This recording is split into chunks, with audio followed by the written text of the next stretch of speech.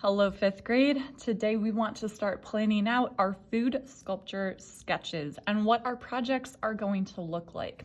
So if you recall from the project guidelines, we want to pick a food that we can make into a small container. So you have to think about both a lid and the base. So the directions on this page in your sketchbook say plan out your food sculpture by drawing a sketch. Be sure to plan for both a base and a lid that you can make out of clay.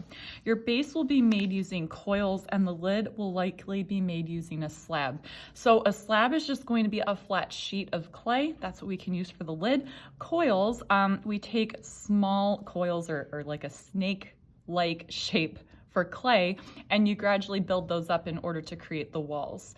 If you're confused about that part, that will be explained more, I promise, once we get started on the clay. So you want to think about a food that's going to work well for this project, something that has a base and a lid.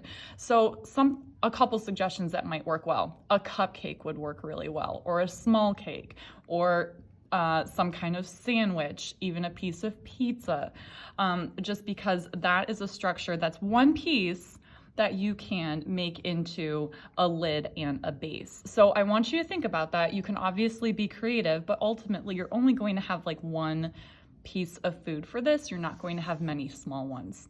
For mine, I'm going to go with my absolute favorite dessert of all time, which is apple pie.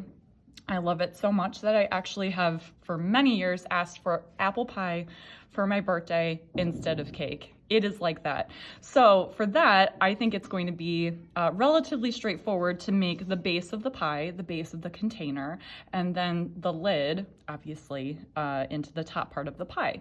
So I'm gonna go ahead and draw a sketch of that out first, and then we'll talk about deciding what'll be the lid and what'll be the base.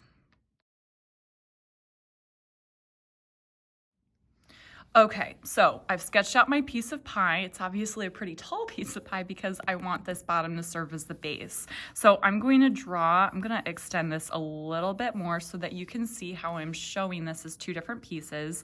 So this right here is going to be my base or my container, and then this top part that has the crisscross lattice work on top, that's how I always make a pie, that is going to be my lid. So I will turn that into two separate pieces when we are creating. For now, I want you to think about what your food sketch is going to be and think about how to divide it up. If you have some time, please feel free to color in your sketch so that you have a good plan for glazing when we get to that part.